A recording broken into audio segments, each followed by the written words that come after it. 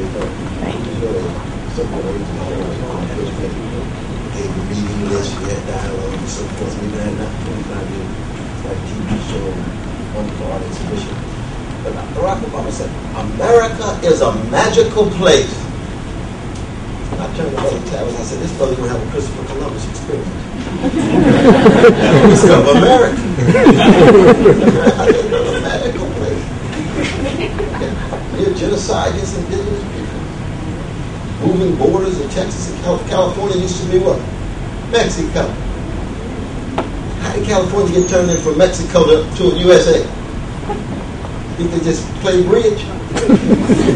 Play card at bridge and well, you take this land. No. Not a magical place. No place on the globe where human beings set foot. That don't have blood, sweat, and tears. They don't have wounds and scars and so forth. Slavery, Jim Crow. Domestic violence against sisters, trashing gay brothers like James Baldwin and lesbian sisters like Adrienne Rich, forgetting about working people and so forth. Not a magical place at all. This is not Disneyland. I said, Brother Barack, you don't need to tell Disneyland stories about America in order to talk about the great achievements of America. Talk about the sacrifice of everyday people. Brother Tavis, you really got you fired up.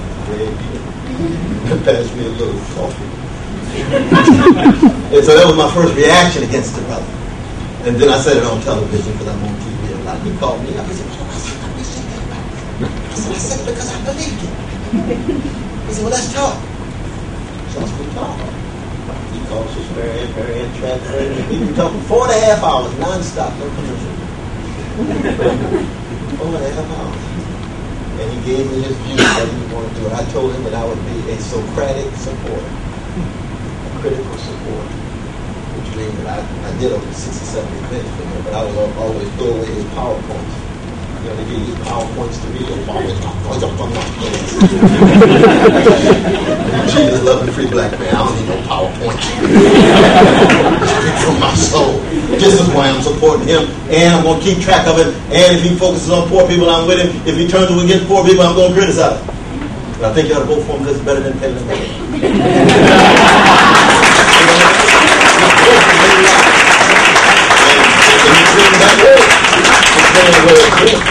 So there's certain things I agree with him.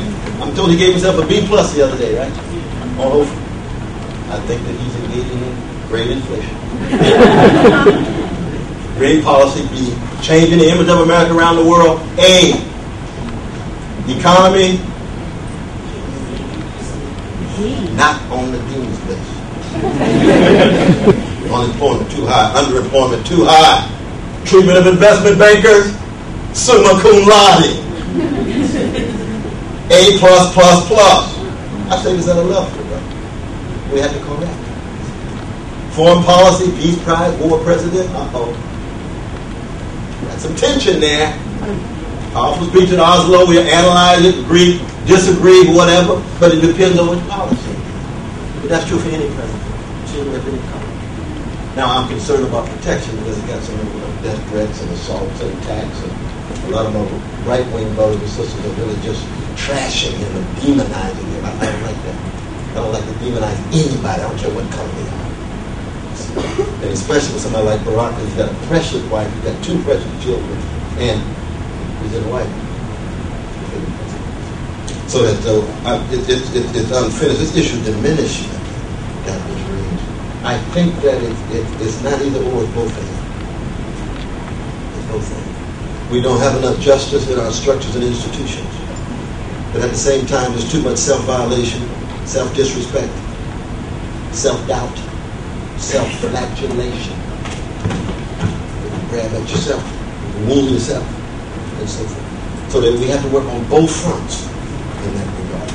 And I see the Academy aware of both of these dimensions, and this is very, very important. Definition of a leader.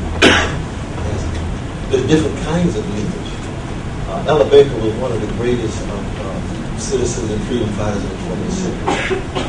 Always remember the name of Ella Baker. She was head of Martin Luther King's organization. Very important. A woman at that time given the sexism. And she used to say, don't look for one leader. You are the leaders you've been looking for. Each one of us step forward and be a leader. And when you become someone who is highly visible, you step forward. Usually three features you can tell about. One is whether they have a consistency and an integrity. Two is, are they willing to live and die for what they're talking about? And three is, can they admit that they've been wrong? Those are the benchmarks. Because everybody's going to be wrong on something. That's what it is to be human. There's very few people who want to live and die for something that's granted to them, that's not linked to their own individual world. That's why especially Martin King and others used to say, anybody who just craves to be a leader doesn't understand what it is to be a leader. They don't understand. They don't understand the sacrifice. They don't understand going 3 weeks on 2 hours of sleep every day.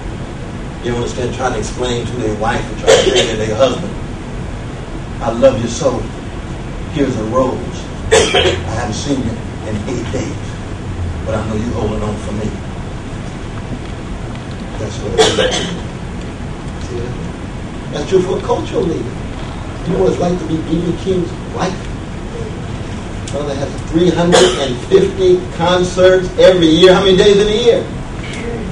365. 350 concerts a month. Honey, how you doing? I'm with Lucille. They call it guitar. I'm with Lucille every night. How you doing, honey? Miss you. I'm coming through for 2 days. He's a leader. He's the king of what? The blues. Aretha's in 66 years old. She still gives over 100 concerts. She refuses to fly. Like with Marcella, she's afraid that she has a fear of flying. So she lives in Detroit. When you see her in Los Angeles, that means she took her bus. 66 years old, 100 concerts a year. She's a queen. So, I don't know how Beyonce and Jay-Z worked it out. Beyonce everywhere at the same time, isn't she? Malaysia, India, Japan, there's Jay-Z in New Jersey. How are they working it out? She sang a little Halo to him.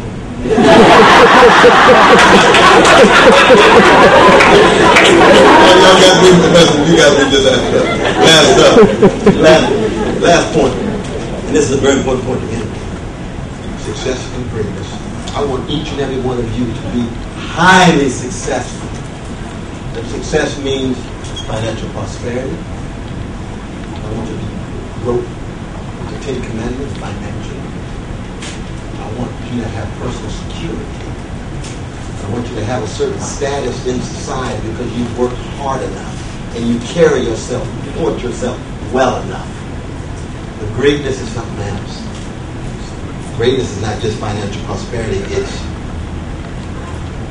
magnanimity, treating other people right, being decent and compassionate. It's not just security, it's integrity. That's moral, that's spiritual. Well, what does that mean? That means there's a lot of people who are great. My grandmother was great because she had unbelievable integrity, she had unbelievable magnanimity. The quality of her service to others was unbelievable. The depth of her love to others of all colors, incredible. But she was broke all the time. She had a challenge when it came to the Benjamins.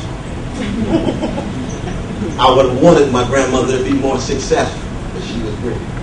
I want you all to be both. Both of them. I want both. That's what I understand the academy. That's the academy, the success and the greatness. When Malcolm X was shot, he only had $151 in his pocket. That's all that he owned. The Nation of Islam had already taken his house. He had 4 precious daughters and a wife. Martin Luther King Jr. was shot down in Memphis. He didn't have health. He didn't have insurance for his children. Harry Belafonte had to put up the money. And I think that's irresponsible on Martin's behalf. But my kids will have insurance if I ever get shot. Or I need to slow down and get some insurance for a kid. Have some retrospective protection. We love his sacrifice. But he was not financially successful. He was politically successful in terms of civil rights. But whatever your endeavor, you want both. You want success and you want greatness. That's what I had in mind on that. And I appreciate you all being so kind to have me here and listen to me and allow me to be inspired by you. Keep up the wonderful work you're doing here. Let it spill over all across the city and across the nation to touch each and every precious one.